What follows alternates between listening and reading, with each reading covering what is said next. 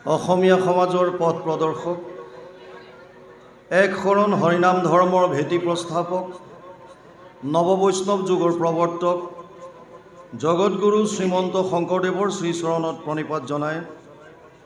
যশোৱাৰ লাল কংসৰ কাল নন্দৰ নন্দন উদ্ধৱৰ বন্দন, গোপিনীৰ মন দৈৱকীৰ ধন, গোৱালৰ গোপাল আৰু ভকতৰ কৃপাল স্বৰূপ, সৰ্বজ্ঞ সৰ্বব্যাপ্ত সৰ্বাশ্ৰয়ী সৰ্বশক্তিমান, পৰম পুৰুষ পৰমানন্দ পৰম ঈশ্বৰ পৰম কৃপালু ভগৱান কৃষ্ণৰ বাংময় স্বৰূপ শ্ৰীমদ ভাগৱতক সাষ্টাংগিক প্ৰণাম জনায়।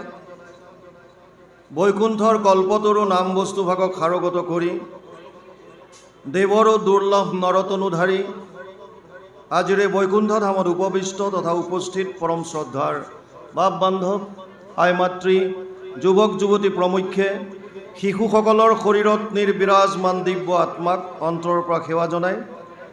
বিষ্ণু বৈষ্ণৱৰ কথাৰে সমৃদ্ধ ভক্তি জ্ঞান আৰু বৈৰাগ্য বৰ্ধনকাৰী শ্ৰীমদ ভাগৱতৰ কিছু চৰ্চা কৰিবৰ বাবে আগবাঢ়িছোঁ। জয় জয়তে ভাগৱত ৰসামৃত পান এই অনুষ্ঠানটোৰ লগত জড়িত যিসকল উদ্যোক্তাৰ উদ্যোগত তথা ভক্তপ্ৰাণ ৰাইজৰ দান বৰঙণিৰ দ্বাৰা এই অনুষ্ঠানভাগ অনুষ্ঠিত হৈছে, এই সকলোটিৰে শ্ৰীচৰণত আমি আমাৰ শ্ৰদ্ধা ভৰা সেৱা নিবেদিছোঁ। ব্যাসদেৱে ভাগৱতত লিখিছে, কৃতেয়ত ধ্যায়ত বিষ্ণু ত্ৰেতায়াম যজতে মখে দ্বাপৰে পৰিচাৰ্যায়াম কলৌ তদ হৰি কীৰ্তনাত। 12:3-52 দ্বাদশ স্কন্ধ 3য় অধ্যায় 52 নম্বৰ শ্লোক অনুবাদ কৰিছে মহাপুৰুষ মাধৱদেৱে তেওঁৰ অনবদ্য গ্ৰন্থ নামঘোষা যুগধৰ্ম নিৰ্ণয় 399 পদযোগাত। মাধৱ পুৰুষে লিখিছে, সত্য যুগে ধ্যান, ত্ৰেতা যুগে যজ্ঞ, দ্বাপৰ যুগত পূজা, কলিত হৰিৰ কীৰ্তন বিনাই আৱৰ নাহিকে দুজা। যুগধৰ্ম মতে কলি যুগত বিশেষভাৱে আমি যি দৈনন্দিন জীৱনত তিনিটা তাপৰ পৰা তাপিত হৈ আছোঁ, আধি দৈবিক, আধি ভৌতিক আৰু আধ্যাত্মিক। আধি দৈবিক তাপ মানে সেইবিলাক কষ্ট যিবিলাক দৈৱবশত আমি পাওঁ। যেনে আজি প্ৰায় এমাহ ডেৰ মাহ আগত আপোনালোকে হয়তো শুনিছিল ম্যানমাৰত ভূমিকম্পত প্ৰায় 1700মান মানুহ নিধন হৈছে। কেতিয়াবা বানপানীত, কেতিয়াবা ধুমুহাত দৈৱবশত যিবিলাক কষ্ট বা তাপ আমি পাওঁ, শাস্ত্ৰই তাক নামাংকিত কৰিছে আধি দৈবিক তাপ। এটা তাপ হৈছে আধি ভৌতিক। ভৌতিক শব্দটো ভূতৰ পৰা আহিছে। ভূত মানে প্ৰাণীক বুজাইছে। কুকুৰে কামুৰিলে, মেকুৰীয়ে আঁচুৰিলে, মানুহে মানুহক কষ্ট দিলে, সাপে খুটিলে ইত্যাদি প্ৰাণীৰ পৰা যেতিয়া আমি কষ্ট পাওঁ। আজি প্ৰায় এমাহমান আগত আপোনালোকে সকলোৱে জানে কাশ্মীৰৰ পেহেলগামত পাকিস্তানী উগ্ৰবাদীয়ে প্ৰায় 27জন নিৰপৰাধী লোকক গুলীয়াই হত্যা কৰিছে। এয়া মানুহে মানুহক কষ্ট দিয়া। তেনেকৈ যিকোনো প্ৰাণীৰ পৰা যেতিয়া আমি কষ্ট ভুগিবলগীয়া হয়, তাপ পাবলগীয়া হয়, তাক শাস্ত্ৰই নামাংকিত কৰিছে আধি ভৌতিক তাপ। আৰু এটা জীৱনত আমি পাই থকা তাপ হৈছে আধ্যাত্মিক। আধ্যাত্মিক তাপ দুই ধৰণৰ, এক হৈছে শাৰীৰিক আৰু এক হৈছে মানসিক। শাৰীৰিক তাপ আমাৰ বিভিন্ন অংগ প্ৰত্যংগৰ বিভিন্ন অসুস্থতাৰ কাৰণে আমি কষ্ট ভোগ কৰোঁ, এইটো শাৰীৰিক তাপ বুলি কয়। কিন্তু আটাইতকৈ মাৰাত্মক বস্তু হৈছে মানসিক তাপ। আপোনালোকে জানি আচৰিত হ'ব, বৰ্তমান সময়ত প্ৰায় 99.9% মানুহ, সৰু ল'ৰা ছোৱালীৰ পৰা বৃদ্ধলৈকে প্ৰায়বিলাক মানুহ মানসিক চাপত ভুগি আছে। কেৱল টেনশ্যন, কাৰোবাৰ ব্যক্তিগত, কাৰোবাৰ পৰিয়ালকেন্দ্ৰিক, কাৰোবাৰ সামাজিক, কাৰোবাৰ বেলেগ ধৰণৰ। প্ৰত্যেকজন ব্যক্তি মানসিক চাপত ভুগি আছে। আৰু শাৰীৰিক আৰু মানসিক দুইটাক একেলগে মিলাই নাম দিছে আধ্যাত্মিক তাপ।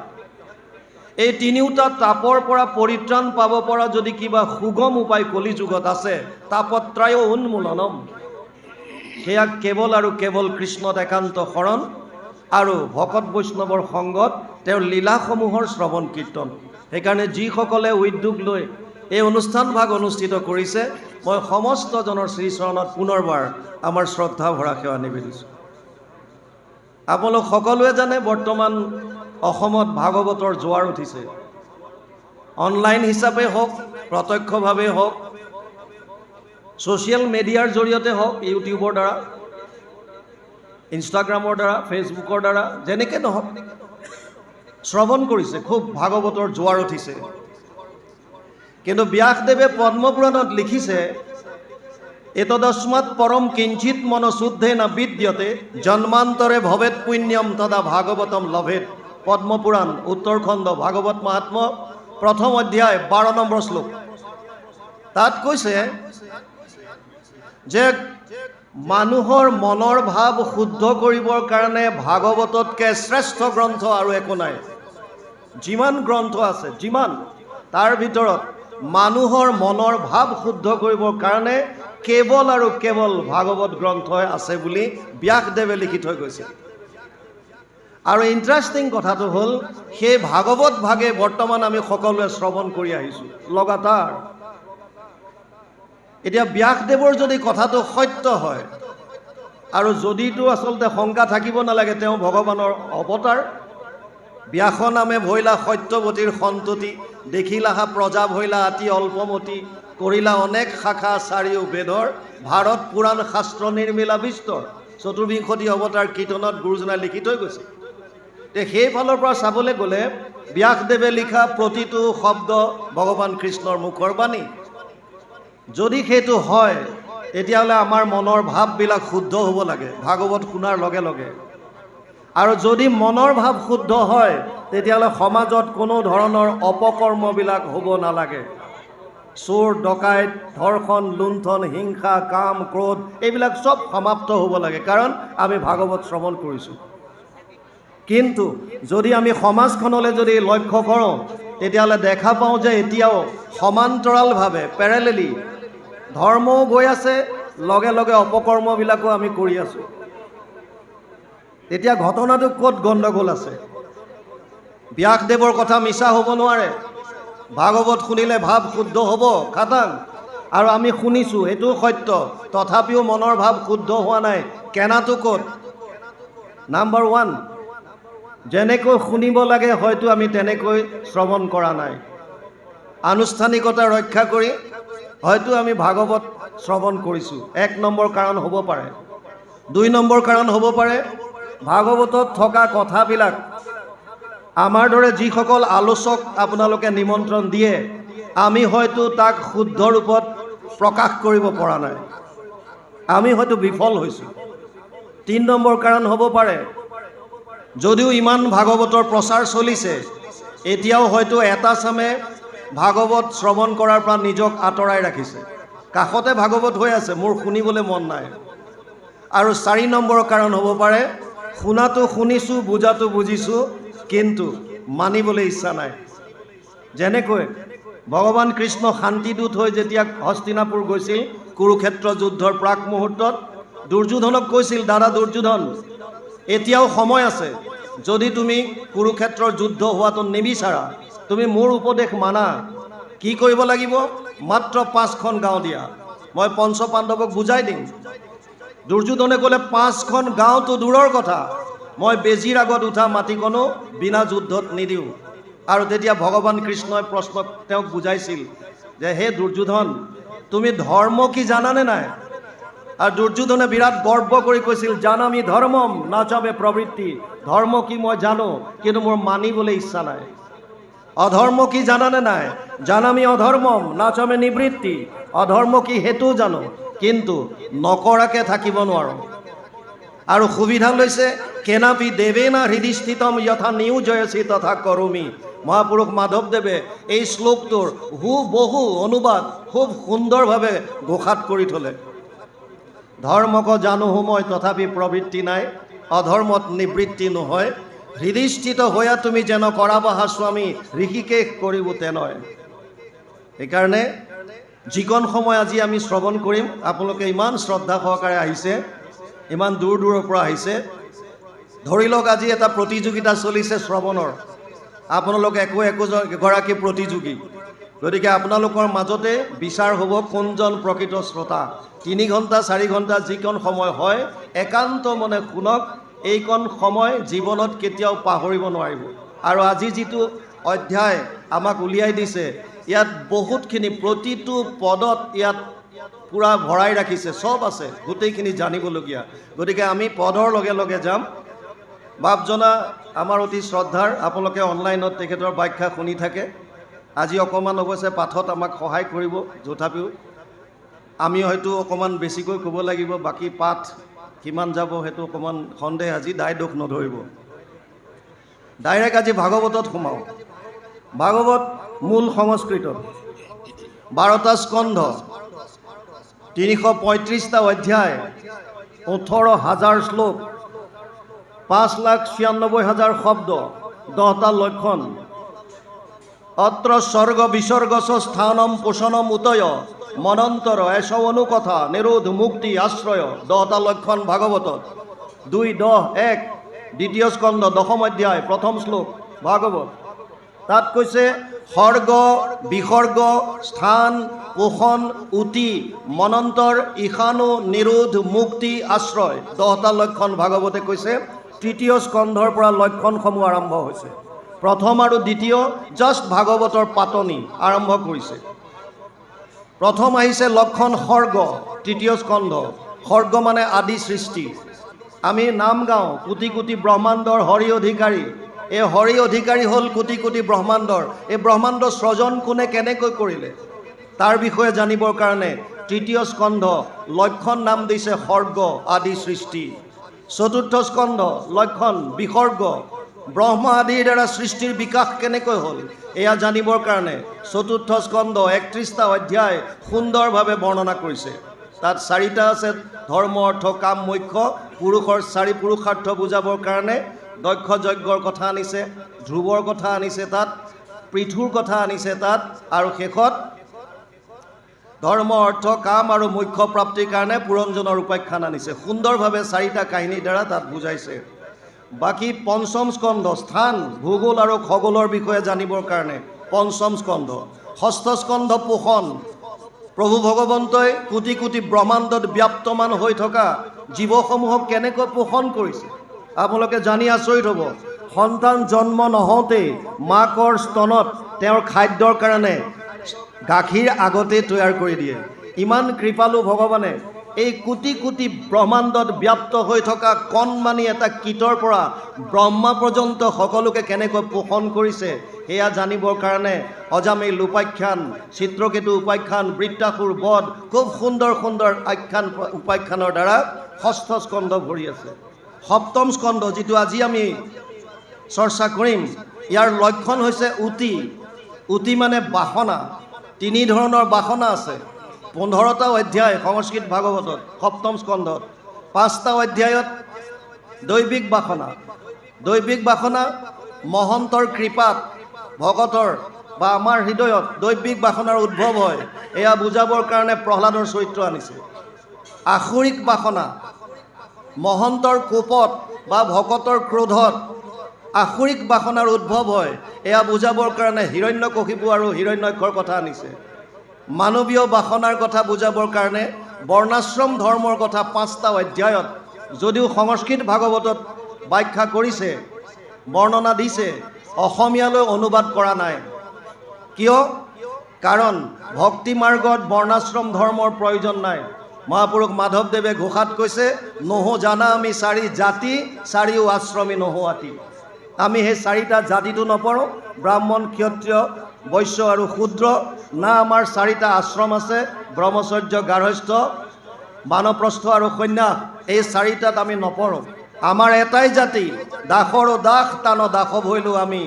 আমি প্ৰভু ভগৱন্ত স্বামী আৰু তেওঁৰ আমি দাস, ভকতৰো আকৌ দাস। গতিকে আমি সেইকেইটা নপঢ়োঁ, সেইকাৰণে অনুবাদ কৰা নাই।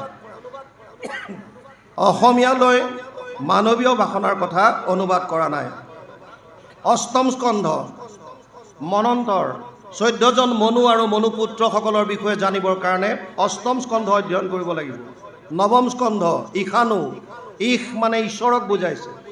ঈশ্বৰ বুলি কোৱাৰ লগে লগে যদিও আমি ভগৱান বুলিয়ে বুজোঁ, ঈশ্বৰ শব্দটোৰ প্ৰকৃত অৰ্থ হৈছে শাসনকৰ্তা, ৰুলাৰ। যেনেকৈ নৰৰ ঈশ্বৰ নৰেশ্বৰ, ৰজাবিলাকক নৰেশ্বৰ বুলি কয়। দেৱৰ ঈশ্বৰ দেৱেশ্বৰ।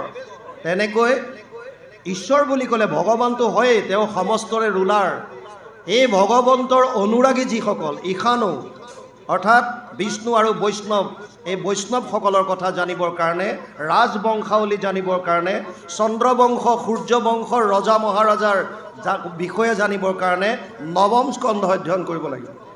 দশম স্কন্ধ ভাগৱতৰ ৩৩৫টা অধ্যায়ৰ ৯০টা অধ্যায় আছে দশম স্কন্ধত। ইয়াক ৩টা ভাগ কৰিছে, আদি চোৱা, মধ্য চোৱা, শেষ চোৱা। আদি চোৱা গুৰুজনাই নিজে অনুবাদ কৰিছে, যাক আমি দশম বুলি কওঁ। শেষ চোৱাৰ পৰা কুৰুক্ষেত্ৰ যাত্ৰা উপাখ্যান ভাগ আনিছে। দশম স্কন্ধৰ লক্ষণ হৈছে নিৰোধ। কোটি কোটি ব্ৰহ্মাণ্ডত যিমান জীৱ আছে, প্ৰলয়ৰ সময়ত সমস্ত জীৱ প্ৰভু ভগৱন্তৰ উদৰত অৱৰুদ্ধ হৈ থাকে। সেইজন ঈশ্বৰৰ যাৰ উদৰত সমস্ত জীৱৰাশি অৱৰুদ্ধ হৈ থাকে, তেওঁৰ অৱতাৰৰ পৰা বিভিন্ন লীলা দশম স্কন্ধত বৰ্ণনা কৰিছে। একাদশ স্কন্ধ লক্ষণ মুক্তি। মুক্তি মানে মোকলাই দিয়া, মোকলাই মানে খুলি দিয়া। যি বান্ধোনত আছে তেওঁক মুক্তি লাগে। আপুনি যদি বান্ধোনত নাই, আপোনাক মুক্তিৰ কিহৰ প্ৰয়োজন? আৰু যদি বান্ধোনত আছে, কিহৰ বান্ধোন, কেনেকৈ মুক্তি পাব, তাৰ বিষয়ে জানিবৰ কাৰণে একাদশ স্কন্ধ, নিমি নৱসিদ্ধ সংবাদ, কৃষ্ণ উদ্ধৱ সংবাদ, বৰ সুন্দৰ সুন্দৰ কথা ভৰি আছে। দ্বাদশ স্কন্ধ লক্ষণ আশ্ৰয়। আশ্ৰয় মানে শৰণ। জীৱই শৰণ ক'ত ল'ব? পৰম গতি লাভ কৰিবৰ কাৰণে আশ্ৰয়ৰ মূল স্থান কি, এয়া জানিবৰ কাৰণে দ্বাদশ স্কন্ধ সুন্দৰভাৱে বৰ্ণনা কৰিছে। আৰু ব্যাসদেৱে লিখিছে, দশমৰ্থ বিশুদ্ধ্যাৰ্থম নবানিমিহ লক্ষণম বৰ্ণয়ন্তি মহাত্মান শ্ৰুতেনা অৰ্থেন চাঞ্জসা। 2:10-2 দ্বিতীয় স্কন্ধ দশম অধ্যায় 2 নম্বৰ শ্লোকত লিখিছে, দশম লক্ষণটো শুদ্ধ ৰূপত বৰ্ণনা কৰিবৰ কাৰণে, মানে আশ্ৰয়টো শুদ্ধ ৰূপত প্ৰতিপন্ন কৰিবৰ কাৰণে বাকী 9টা লক্ষণ বৰ্ণনা কৰিছে। গতিকে ভাগৱতৰ মূল লক্ষ্য এটা, এইটো হৈছে আশ্ৰয়। জীৱই আশ্ৰয় ক'ত ল'ব, সেইটোৱে হৈছে মূল। তাৰে আজি উপদেশ প্ৰহ্লাদৰ মুখেৰে দৈত্য শিশুসকলক যেনেকৈ দিছে, সেয়া আমি শুনিম। ভাগৱত আৰম্ভ হৈছে নৈমিষাৰণ্যত। 28,000 ঋষিমুনি এনেকৈ বহিছে। সেইসকল ঋষি যিসকলে কলিযুগৰ ভয়াৱহতাৰ কথা গম পায়, কলিযুগৰ মানুহে পৰম কল্যাণ সাধনৰ অৰ্থে 1000 বছৰ জোৰা যজ্ঞ কৰিছিল, কিন্তু কোনো ফল নাপায়। তেওঁলোকৰ ভিতৰত যিজন কথামৃত ৰসস্বাদ কুশল শৌনক অব্ৰবীত, কথামৃত পান কৰাত যিজন কুশল, সেইজনৰ নাম দিছে শৌনক। শৌনকে প্ৰশ্ন কৰিছে, সূতমুনিয়ে উত্তৰ দিছে, আৰু সেয়াই হৈছে ভাগৱত। শৌনকৰ প্ৰশ্ন, শৌনক বদতি শুনা সুত মহামানী, পৰম পাতকী কলি পাইলে হেন জানি, আৰম্ভিলো যজ্ঞ 80 সহস্ৰ বছৰ, হোমধুমে ধূম্ৰবৰ্ণ ভৈলা কলেবৰ, যিটো কৰ্ম কৰোঁ আত নাহিকে বিশ্বাস, আপোনাৰ আয়ুস কৰিলোঁ ব্যৰ্থে না। 1000 বছৰ যজ্ঞ কৰিলোঁ, যজ্ঞৰ ধোঁৱা লাগি লাগি শৰীৰ ধোঁৱা বৰণীয়া হৈ গ'ল, তথাপিও আমি যিটো ফল বাঞ্ছা কৰিছিলোঁ সেয়া নাপালোঁ, আমাৰ ইমান সময় ব্যৰ্থ গ'ল। গতিকে সূতমুনিক প্ৰশ্ন আগবঢ়াই দিছে, তত্ৰ তত্ৰ অঞ্জসা আয়ুষ্মান ভৱতা যত বিনিশ্চিতম, পুংসাম একান্তত শ্ৰেয় তৎ না সংশিতম অৰ্হসি।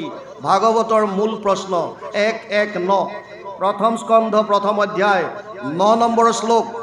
শৌনকে কৈছে, কলিযুগৰ মানুহে কল্যাণ সাধনৰ অৰ্থে, অৰ্থাৎ মানুহৰ জন্ম সফল কৰিবৰ বাবে, পৰমানন্দ লাভ কৰিবৰ বাবে, 3টা তাপৰ পৰা পৰিত্ৰাণ পাবৰ বাবে, মায়াৰ পৰা উদ্ধাৰ পাবৰ বাবে কৰিবলগীয়া আটাইতকৈ শ্ৰেষ্ঠ কৰ্মটো কি? পুংসাম একান্তত শ্ৰেয়। মানুহে কৰিবলগীয়া আটাইতকৈ শ্ৰেষ্ঠ কৰ্মটো কি? ভাগৱতৰ মূল ভেটি, ফাউণ্ডেশ্যন এই প্ৰশ্নটোৰ ওপৰত উঠিছে। কিন্তু সূতমুনিয়ে উত্তৰ দিয়াৰ আগতে শৌনকে কৈছে, 1 মিনিট ৰ'বা, উত্তৰ দিয়াৰ আগতে মোৰ কথাটো বুজি লোৱা। স্কুল কলেজত এটা কথা ভাল, লেকচাৰ দিবলৈ আপুনি জানে আপোনাৰ সন্মুখত কোনটো ষ্টেণ্ডাৰ্ডৰ ষ্টুডেণ্ট আছে। যদি আপুনি কলেজত লেকচাৰ দিছে, তেতিয়া গম পাব যে এইখিনিয়ে অলৰেডি হায়াৰ ছেকেণ্ডেৰী লেভেল পাৰ কৰি আহিছে, এতিয়া কলেজৰ ষ্টুডেণ্ট, তেওঁলোকক সেইমতে ক'লে হ'ব। যদি ইউনিভাৰ্চিটিত কোনোবা এজনে লেকচাৰ দিয়ে, তেওঁলোকে গম পায় যে গোটেইখিনি মাষ্টাৰ ডিগ্ৰী ষ্টুডেণ্ট বহি আছে, তেওঁলোকক এটা লেভেলত কথা ক'লে বুজিব, আৰু কি কৰিব লাগে সেইটো ষ্টেণ্ডাৰ্ডত বুজালে বুজিব।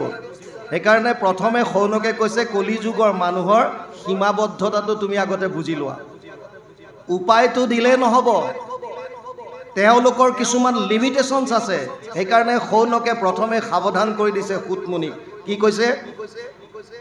প্ৰায়েনা অল্পায়ুষ সভ্য কলৌ অস্মিন যুগে জনা মন্দসু মন্দ মতয়ো মন্দ্য ভাগ্য হি উপদ্ৰতা। 1:10 প্ৰথম স্কন্ধ প্ৰথম অধ্যায় 10 নম্বৰ শ্লোক ভাগৱত। শৌনকে কৈছে হে সুতমুনি, তুমি উত্তৰ দিয়াৰ আগতে মোৰ বস্তুটো বুজি লোৱা। কলিযুগৰ মানুহৰ আয়ুস বৰ কম, বুদ্ধিহীন, ভাগ্যহীন। 8টা বস্তু কলিযুগৰ মানুহৰ হ্ৰাস পাব। ততচ্চ অনুদিনম ধৰ্মম সত্যম শৌচম ক্ষমা দয়া কলেনা বলেন ৰাজম নংসতি আয়ু বলম স্মৃতি। 12:2:1 দ্বাদশ স্কন্ধ 2য় অধ্যায় প্ৰথম শ্লোক। ধৰ্ম, সত্য, শৌচ, ক্ষমা, দয়া, আয়ুস, বল, স্মৃতি, 8টা বস্তু কলিযুগৰ মানুহৰ হ্ৰাস পাব।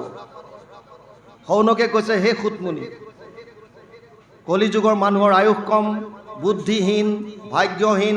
গতিকে তুমি যিটো শ্ৰেষ্ঠ কৰ্মৰ বিষয়ে উপদেশ দিবা, কোৱালিটিটো এই গোটেইখিনি আগতে তেওঁলোকৰ সীমাবদ্ধতাটো চাই লোৱা। কাৰণ সুতমুনিয়ে যদি ক'লেহেঁতেন যে কল্যাণ যদি কোনোবাই বিচাৰিছে তেতিয়া 1000 বছৰ তপস্যা কৰক, এতিয়া কলিযুগৰ মানুহে 1000 বছৰ তপস্যা কৰিব নোৱাৰে। যদি ক'লেহেঁতেন বেদখন কণ্ঠস্থ কৰি পেলাওক, হয়তো কলিযুগৰ মানুহৰ কাৰণে ইন জেনেৰেল এইটো সম্ভৱপৰ হৈ নুঠিব, কাৰণ ইমান স্মৃতিশক্তি নাই, মেমৰি পাৱাৰ কমি আহিল। সেইকাৰণে উপায়টো দিছে। লগতে শৌনক ইত্যাদি ঋষি যি 28,000 আছে, এয়া লাপি লোপা নহয়। 28 সহস্ৰ ঋষি বেদত প্ৰধান, তেওঁলোক চব বেদজ্ঞ। আৰু তেওঁলোকে কৈছে তুমি এনেকৈও নাভাবিবা যে আমি একো লিখা পঢ়া নজনাকৈ আহিছোঁ, একো শাস্ত্ৰ অধ্যয়ন নকৰাকৈ আহিছোঁ, তেনেকুৱা নহয়।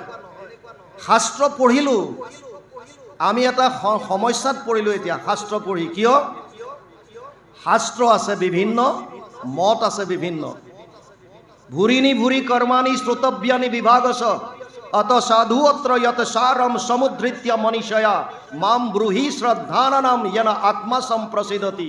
1:11 প্ৰথম স্কন্ধ প্ৰথম অধ্যায় 11 নম্বৰ শ্লোকত শৌনকে কৈছে হে সুতমুনি, ভূৰিণী ভূৰি কৰ্মাণি, বিভিন্ন কৰ্মৰ কথা কৈছে। শ্ৰোতব্যানি বিভাগস, শাস্ত্ৰ বিভিন্ন আছে।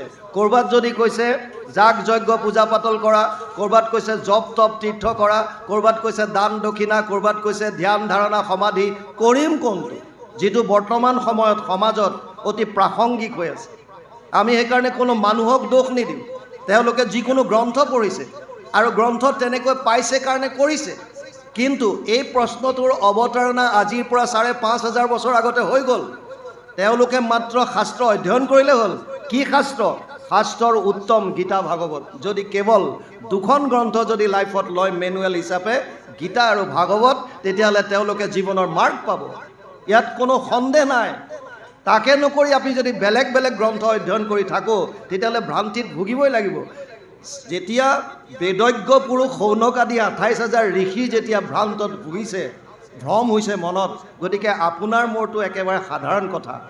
এইকাৰণে প্ৰশ্ন শুনাৰ পাছত সুতমুনিয়ে ভাগৱত কোৱা আৰম্ভ কৰিছে। প্ৰথমে ক্লিয়াৰ কৰি দিলে কলিযুগৰ মানুহৰ পৰম ধৰ্ম কি। সবেই পুংসাম পৰধৰ্ম যত ভক্তিৰ অধোক্ষজে অহেতুকি অপ্ৰতিহত য়েন আত্মা সম্প্ৰসিদতি। 1:2:6 প্ৰথম স্কন্ধ 2য় অধ্যায় 6 নম্বৰ শ্লোক ভাগৱত। সুতমুনিয়ে কৈছে হে শৌনক আদি ঋষি সমস্ত, তোমাৰ প্ৰশ্ন শুনিলোঁ, কলিযুগৰ মানুহৰ লিমিটেশ্যনছ বুজিলোঁ। এতিয়া কলিযুগৰ মানুহে পৰম গতি লাভ কৰিব পৰা উপায়টো কওঁ শুনা। এটাই উপায় আছে, সেইটো হৈছে কেৱল কৃষ্ণত একান্ত ভক্তি। প্ৰথম স্কন্ধ 2য় অধ্যায় 6 নম্বৰ শ্লোক ভাগৱতত সুন্দৰভাৱে লিখা আছে।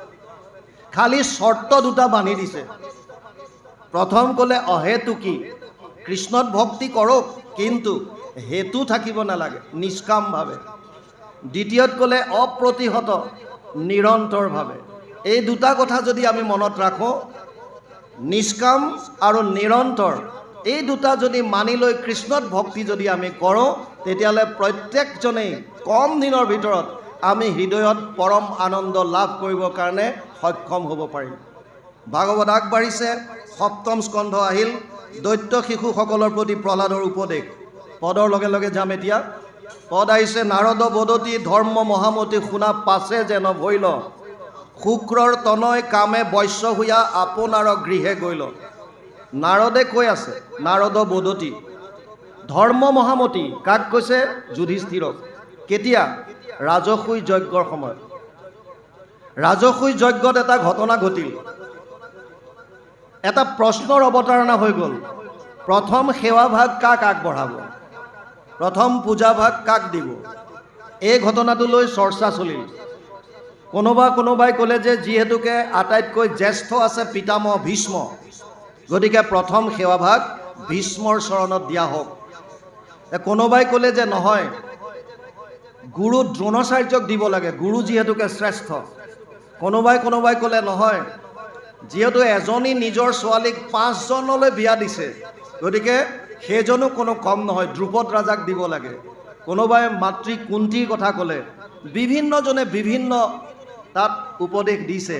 তেতিয়া পঞ্চ পাণ্ডৱৰ ভিতৰত যিজনক আটাইতকৈ জ্ঞানী বুলি জনা যায়, সহদেৱ উঠি পেলাই ক'লে, আমাৰ প্ৰথম আৰু প্ৰধান আৰাধ্য এজনেই, আৰু সেইজন হৈছে ভগৱান কৃষ্ণ। আমি সেৱা ভাগ প্ৰথম কৃষ্ণৰ চৰণতে অৰ্পণ কৰিম, না বেলেগক কৰিম। লগে লগে যিসকল ভকত আছিল তেওঁলোকে আনন্দিত হ'ল, কিন্তু যিবিলাক শিশুপালৰ দৰে ব্যক্তি আছিল তেওঁলোকৰ কাণত হোলোঙাবাৰীয়ে খোচাৰ নিচিনা হ'ল, আৰু শিশুপাল উঠি গালি পৰা আৰম্ভ কৰিলে। যেতিয়া তিৰস্কাৰ কৰিলে, তেতিয়া ভীমে গদা লৈ পেলাই বধ কৰিবলৈ যায়। ভীষ্মই হাক দিলে, ৰ'বা, তেওঁক যিজনে বধ কৰিব তেওঁ মাত্ৰ সুৰুঙা চাই আছে। সুৰুঙাটো কি? ভগৱান কৃষ্ণই শিশুপালৰ মাতৃ শ্ৰুতদেৱা, ভগৱান কৃষ্ণৰ পেহীয়েক শ্ৰুতদেৱাক কথা দিছিল। কেতিয়া? যেতিয়া শিশুপাল জন্ম হৈছিল তেওঁৰ 3টা চকু আছিল আৰু 4টা হাত আছিল। ইমান এটা বিভৎস সন্তান দেখাৰ লগে লগে ত্যাগ কৰিব বিচাৰিলে। লগে লগে আকাশীবাণী হ'ল, এই সন্তানটো ত্যাগ নকৰিবা, ই বহুত বলৱান হ'ব, শক্তিশালী হ'ব। আৰু তেতিয়া সুধিলে যে যদি যিজনে আমাক এয়া উপায় দিছা সেইজনে কোৱা, এওঁৰ এই তৃতীয় নয়নটো আৰু এক্সট্ৰা যি 2টা হাত আছে কেনেকৈ নাইকিয়া হ'ব? আকাশবাণী শুনিলে, যিজনৰ কোলাত সন্তানটো উঠাই দিলে তৃতীয় চকুটো নাইকিয়া হৈ যাব আৰু হাত 2টা এক্সট্ৰা হাত 2টা নাইকিয়া খহি যাব, কিন্তু সেইজনৰ হাততে তোমাৰ সন্তানৰ মৃত্যু আছে। লগে লগে পিতৃ দম ঘোষে গোটেই যিমান আছিল দেশৰ ৰজা মহাৰাজা মাতি এখন সভা পাতিলে। চবৰ কোলাত সন্তানটো উঠাই দিলে। কাৰো কোলাত দিওঁতে হাত 2টাও খহি নপৰিল, চকুও পৰি নগ'ল। মনে মনে আনন্দিত হ'ল, এইসকলৰ হাতত মোৰ সন্তানৰ মৃত্যু নাই। কিছুদিনৰ পাছত বলৰাম আৰু কৃষ্ণ পেহীয়েকৰ ঘৰত ফুৰিবলৈ গৈছে, আৰু সন্তানটো আনি মাকে কৃষ্ণৰ কোলাত দিয়াৰ লগে লগে তৃতীয় নয়নটো নাইকিয়া হৈ গ'ল আৰু হাত 2টা খহি পৰিল। তেতিয়া পেহীয়েকে ভগৱানক প্ৰাৰ্থনা কৰি ক'লে, এই কেশৱ, মোক তুমি কথা দিয়া, মোৰ সন্তানটো যাতে বধ নকৰা। ভগৱান কৃষ্ণই ক'লে, চব নিয়তিৰ খেল পেহী, কিন্তু মই তোমাক এটা কথা দিছোঁ, তোমাৰ পুত্ৰৰ 100টা অপৰাধ মই ক্ষমা কৰি দিম। 100টাতকৈ যিদিনাই বেছি হ'ব মোৰ হাতত আৰু বাচিব নোৱাৰে। আৰু ৰাজসুই যজ্ঞত শিশুপালে যেতিয়া তিৰস্কাৰ কৰি আছে, ভগৱান কৃষ্ণই তেওঁৰ অপৰাধবিলাক গন্তি কৰি গৈ আছে। 99টা যেতিয়া হ'ল, লগে লগে সাৱধান বাণী শুনাই দিলে, শিশুপাল সাৱধান হৈ যা, আৰু এটা ভুল নকৰিবি, নহ'লে মোৰ আৰু উপায় নাই, মই তোক বধ কৰিব লাগিব। যেতিয়া 100টা ক্ৰছ কৰিলে, সুদৰ্শন চক্ৰ এৰি দিলে, শিশুপালৰ বধ হ'ল। সেই মুহূৰ্তত যুধিষ্ঠিৰে দেখা পালে শিশুপালৰ শৰীৰৰ পৰা বন্তিৰ দীপ গছিৰ দৰে, বন্তিয়ে গছিৰ দৰে এটা পোহৰ ওলাই ভগৱান কৃষ্ণৰ শৰীৰত বিলীন হৈ গ'ল। মানে যাক আমি 5টা যি আছে আমাৰ মুক্তি বুলি কয়, চালুক্য চাৰুপ্য শাস্তি সামীপ্য ইকত্বম অপিতত দিয়া মন্যস্য না গৃহতে বিনামত সেৱানম জন।